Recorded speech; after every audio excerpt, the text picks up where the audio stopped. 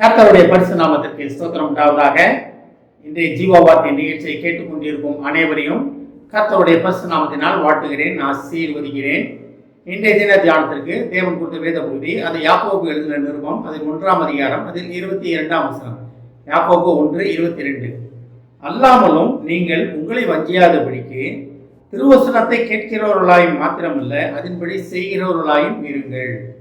இன்றைய தினம் திருவசனத்தின்படி செய்கிறவர்களாக இருக்கும்படியாக தேவன் நம்மளை அழைக்கிறார். இந்த ஓய்வு நாள் என்று தேவன் நம்மகிட்ட சொல்ல ஆசைப்படுகிற ஒரு காரியம் என்னவென்றால், திருவசனத்தை கேட்பது மட்டுமல்லாமல் அதன்படி செய்வதற்கு நாம் தயாராக வேண்டும்.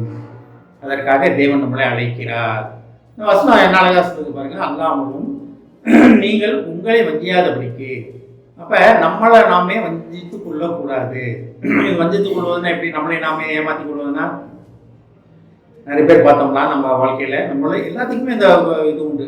நான் செய்கிறது சரி, நான் பண்ணுறேன், அடுத்தவன் எப்படி போனாலும் பரவாயில்ல, அடுத்தவன் என்ன ஆனாலும் பரவாயில்ல, நான் செய்கிறது சரி, நான் பண்ணுறது சரி, நான் பேசுவது சரி, நான் தான் கரெக்ட், உலகத்திலே நான் தான் கரெக்ட் அப்படின்னு நம்மளை நாமே ஏமாற்றி கொண்டு இருப்போம்.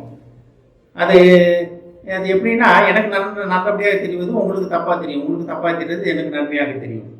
ஆனால் இதில் இன்னொரு ஒரு நம்மளை நாமே ஏமாற்றிக் கொள்வது.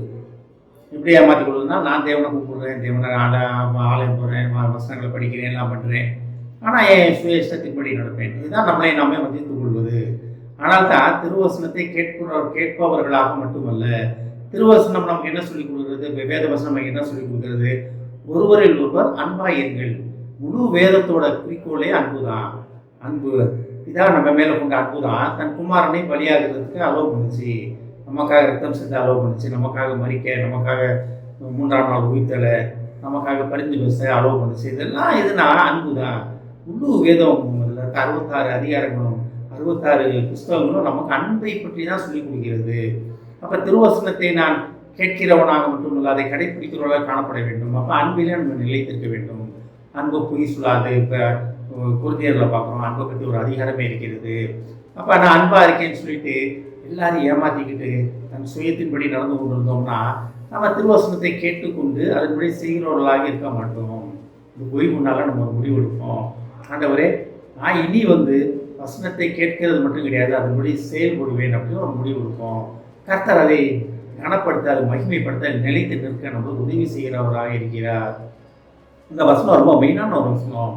நம்ம நிறைய நேரம் ஆலயத்துக்கு போகிறோம், எல்லாம் பண்ணோம், டிவியில் மெசேஜ் கேட்குறோம், வெளியே மீட்டிங்ஸ் போகிறோம், எல்லாம் போகிறோம், ரொம்ப அருமையாக பேசுகிறோம், பண்ணேங்கிறது ரொம்ப அருமையாக இருந்துச்சு பாஸ்டர் அப்படின்னு நிறைய பேர்கிட்ட நம்ம சொல்லிக்கிறோம். ஆனால் அதில் கொஞ்சமாச்சும் நம்ம கடைபிடிக்கிறோமா என்று பார்த்தோம்னா 99% நம்ம அதில் தடுமாறி விடுகிறோம்.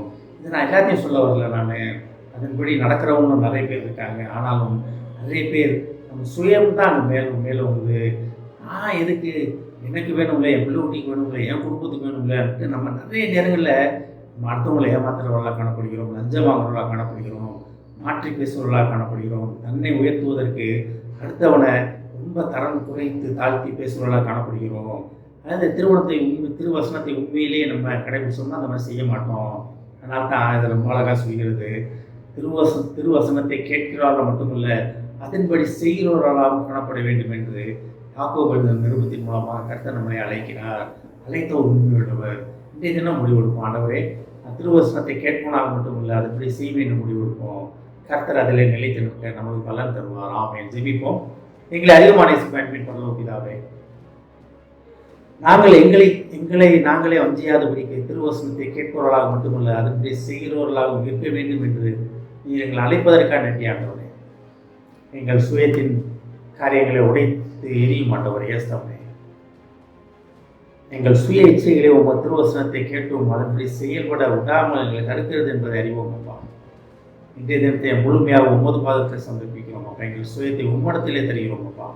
நீர் பொருட்படுத்திக் கொள்ளும் அப்பா. இனி திருவசனத்தை கேட்டு அதன்படி செயல்பட நாங்கள் முடிவெடுக்கிறோம் அப்பா. அதில் நிலைத்து நிற்க எங்களுக்கு பலன் தாரும்ப்பா. இதை கேட்டுக்கொண்டு ஒவ்வொருவரையும் ஆசீர்வதிக்கிறோமாப்பா. ஒவ்வொரு குடும்பத்தையும் ஆசீர்வதிக்கிறோம்.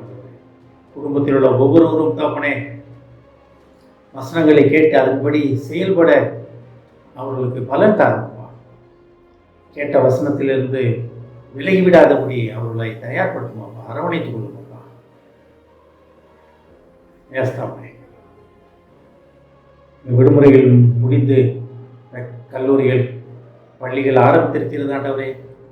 அதுக்கு செல்லும் அந்த பிள்ளைகளை உமதுகற்ற தெரியும் அப்பா. இந்த வாலிப பருவம் ரொம்ப சொந்தமான அரவணைத்து அப்பா. குடும்பத்தில் உள்ள ஒவ்வொருவரையும் ஆசீர்வதிக்கணும். இயேசுவின் மூலமாக கேட்கிறேன் நல்ல பிதாவே, ஆமென். கர்த்தர் உங்களை ஆசீர்வதிப்பாராக.